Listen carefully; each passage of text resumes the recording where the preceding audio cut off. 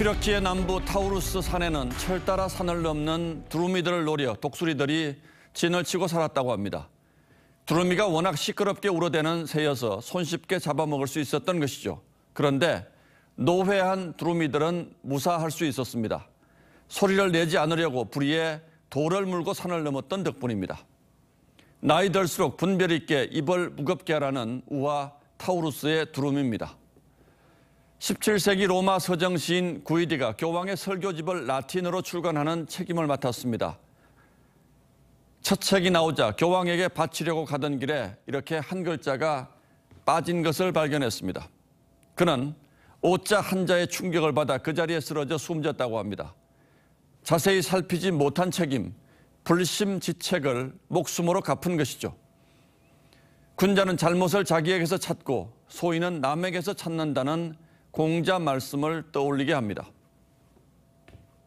당시 대통령이 국방부, 해경, 국정원 등의 보고를 직접 듣고 그 보고를 최종 승인한 것입니다. 서해 공무원 피살 사건 수사와 관련해 문재인 전 대통령이 낸 입장문은 당시 대통령이라는 3인칭을 썼습니다.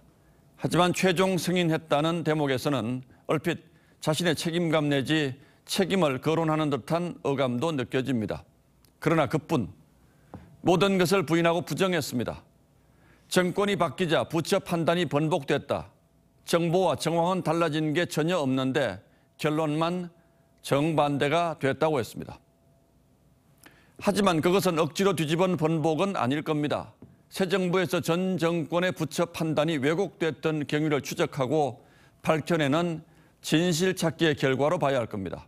그런데 문 전 대통령은 잇따라 드러나고 있는 월북몰이 정황과 혐의들에 대해서는 침묵한 채 모든 게 윤석열 정부의 정치적 보복이라고 말하고 싶은 듯합니다. 문 전 대통령은 정부를 향해 안보를 정쟁의 대상으로 삼고 안보 체계를 무력화하지 말라고 했습니다. 그런데 다름 아닌 문 전 대통령이 안보를 내세우고 안보 무력화라는 표현을 쓰는 것이 저는 듣기가 매우 거북합니다.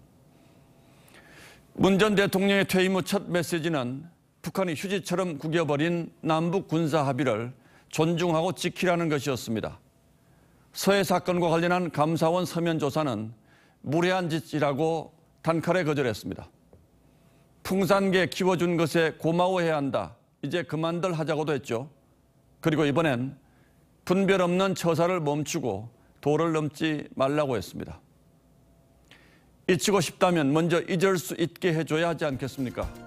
12월 2일 앵커의 시선은 부디 도를 넘지 마시기를 바랍니다.